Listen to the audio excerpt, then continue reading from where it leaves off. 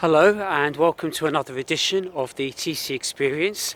It is Tuesday the 3rd of March 2020, and in my last video, or last two videos, my first two I should say for the TC Experience, I talked about the importance of the three C's. There are the three C's that I see as fundamental to everything that we do, both personally and professionally, and they were communication, coordination and consistency. Now, I also had in mind to expand on that with other core C words, which I will cover at another time, that we should also operate by, and they are collaboration, cooperation and clarity.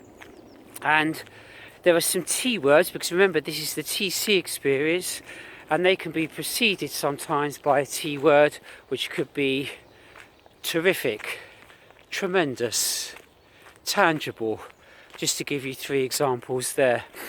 So I will explore all those at another time, but my main topic of today is another C word that has come from literally nowhere, say of about 6 weeks ago, nowhere on most of our radar or knowledge of this, and it's become absolutely massive in the space of just 6 weeks. And that word, that big C word of today, is coronavirus, or it's also known by another name of COVID-19. So they're both C words there for the virus. And what I want to talk about really on this are some elements about looking at ourselves and human behaviour and how we react to such situations. How adaptable are we? How fluid are we? How quickly we can prepare for such situations, and in what way do we prepare and adapt to this virus called coronavirus that is massively spreading. Now, I became first aware of this, as I think most people did, around Chinese New Year. That was in late January, and it seemed to us that this was a problem that was limited to one particular region called Wuhan in China, and we saw it as that was where there was an increasing problem happening. Then we saw it was spreading to other areas of China, but we saw that they were taking some pretty drastic action to contain it. And then it spread to other Far Eastern countries.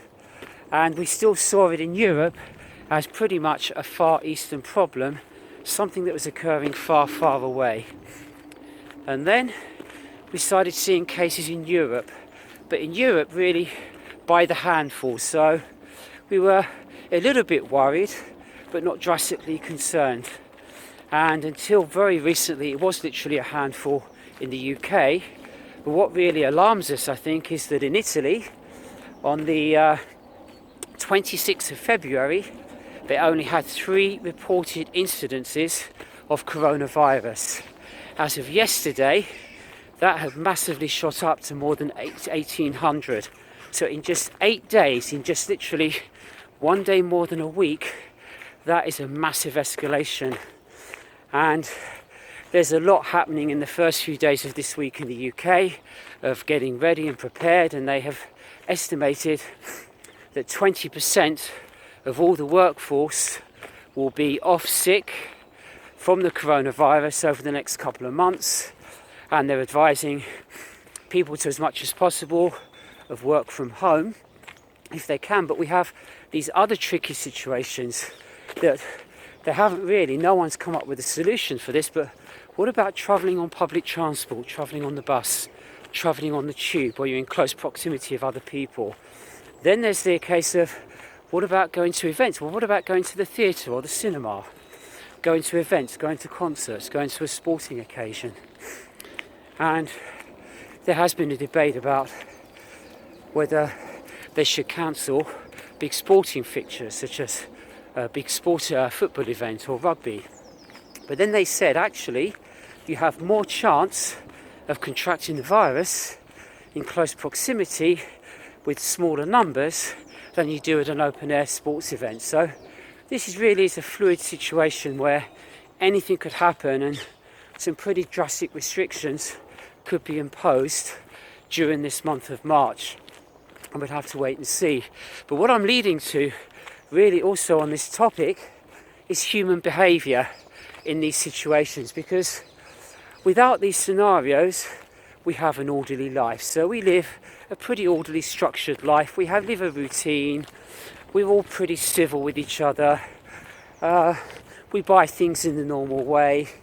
We act in a decent way, considerate on the whole to other people, as well as looking out for ourselves. But when you get a situation like this, which is a massively infectious virus, but it could be other doomsday scenarios as well, it's interesting to see how rapidly human behaviour can change, and then it becomes huge stockpiling. So people, I'm seeing hugely stockpiling of everything in their cupboards at home, and then of course there's a shortage on the shelves of the supermarkets of these supplies.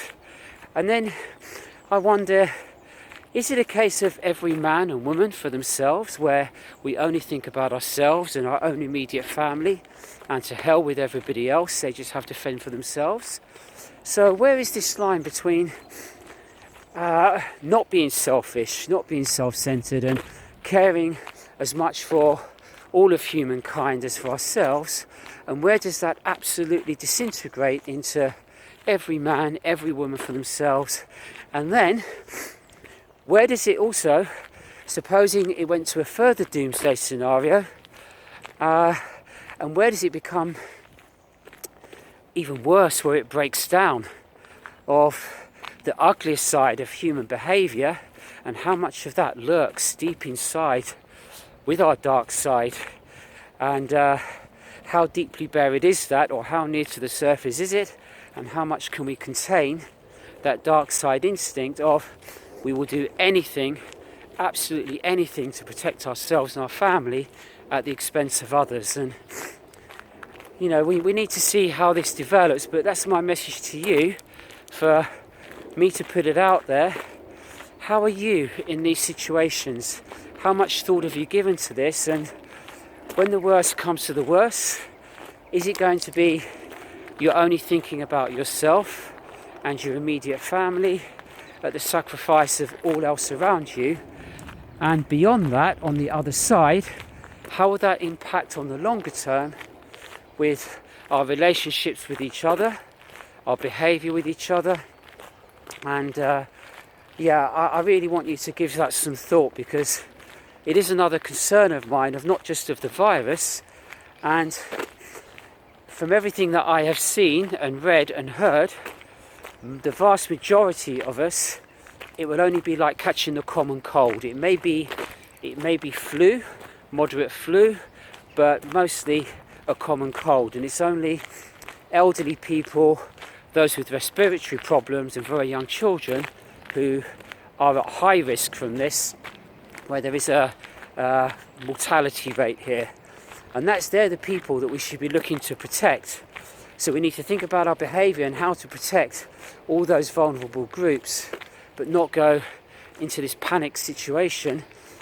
At the same time, we do need to take sensible precautions. And I wonder how many people out there are fully aware of how this virus can be contracted, and all the precautions that they should take and do and will take to try and protect others. So yeah, let's watch out for this, and I may be presenting some more videos on this topic.